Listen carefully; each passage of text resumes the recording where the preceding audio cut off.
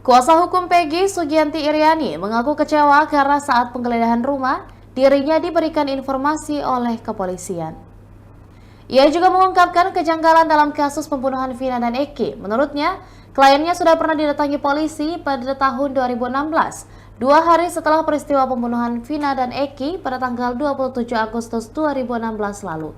Saat itu, polisi membawa 2 motor milik keluarga Peggy, yakni Peggy dan adik dari ibunya. Setelah membawa motor tersebut, kasusnya seolah tenggelam dan sampai saat ini, motor-motor tersebut masih berada di kantor polisi. Peggy kemudian baru ditangkap setelah kasusnya kembali viral. Ada kejanggalan atau seperti apa bisa diceritakan? Kemarin pas penggeledahan yang hari kemarin, saya kecewa karena saya sebagai kuasa hukum tidak diberitahu. Sementara saya kan sedang ada di Polda, sedang mendampingi Peggy untuk BAP gitu. Dan itu pun kita baru bisa BAP jam 8 malam. Padahal saya jam 9 pagi udah ada di sana. Bu, dari kasus ini kejanggalan apa Bu yang Ibu temukan?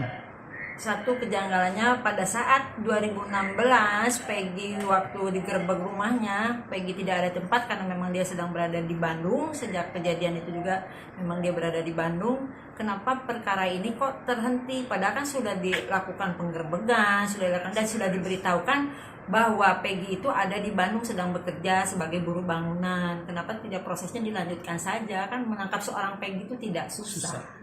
Sampai 8 tahun ini. Ya, kenapa harus menunggu sampai 8 tahun ini? Begitu viral beberapa hari kemudian langsung bisa tertangkap. Padahal sih 2016 juga mungkin bisa aja.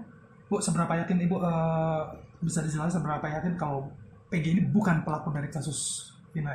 Ya, saya yakin banget. Saya sudah bicara dengan Peggy bahwa dia menyatakan pada saya pada tahun 2016 pun ketika dia pulang dia kan di Bandung itu dari tanggal 13 Juli dan pulang Desember. Saya tanya, kamu benar melakukan? Tidak Bu, saya tidak melakukan. Kemudian dia berarti 27 Agustus itu 2016 itu dia sedang berada di Bandung. Itu saya yakin itu satu.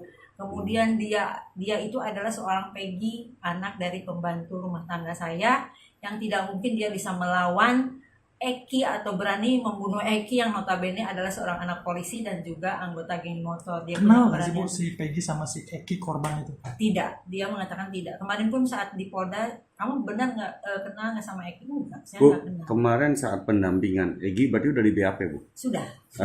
Dari pihak kepolisian itu dasar menangkap Eki itu apa sih Bu?